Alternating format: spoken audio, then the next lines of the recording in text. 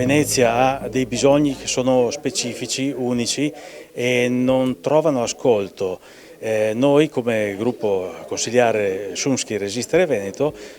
dimostriamo ancora una volta di essere attenti alla voce che viene dal popolo, che per noi è il nostro sovrano, non sono solo quelli che danno i voti, sono quelli che effettivamente devono poter avere voce nelle istituzioni. Nel caso specifico Venezia, che è la capitale dei Veneti, di cui oggi si celebra la simbolica data di fondazione, il 25 marzo, che è anche festa del popolo veneto per legge regionale, Venezia rappresenta proprio simbolicamente il fatto che i veneti non vengono ascoltati nonostante democraticamente continuino a chiedere una serie di cose allo Stato italiano, alla Repubblica Italiana, ottenendo democraticamente, civilmente, secondo procedura e non trovano mai una sola risposta positiva. Questo va contro i principi di democrazia. A un certo punto bisogna anche dare qualche concessione. Ecco che Venezia, che ha una sua unicità, una sua singolarità che non può essere ignorata, è una grave ingiustizia trattare Venezia come se fosse una città qualsiasi.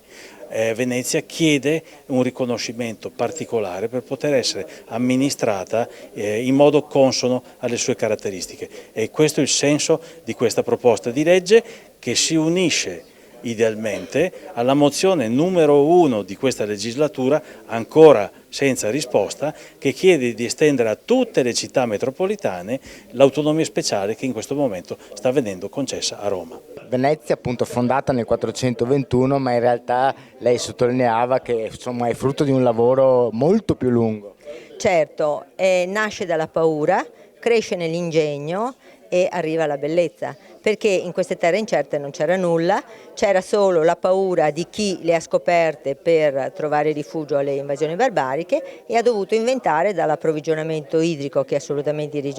originale in una città in cui non c'era acqua dolce ma solo acqua salsa, fino poi a inventare un suolo stabile. Non c'era nulla, quindi hanno importato il meglio e adesso noi abbiamo ereditato questa città tutta inventata ma anche molto naturale, perché i veneziani, la Serenissima ha conservato la laguna che costituiva le vere e invalicabili mura di Venezia. La proposta normativa dell'articolo 119,6 della Costituzione italiana finalmente riconosce che lo Stato italiano deve ovviare agli svantaggi dell'insularità. Ora Venezia è insularità alla quintessenza, nel senso che è un arcipelago che si è trasformato in un corpo urbano, ma attenzione, è rimasto arcipelago. Noi andiamo per acqua e a piedi, i ponti sono le congiunzioni fra le isole e quindi il nostro quotidiano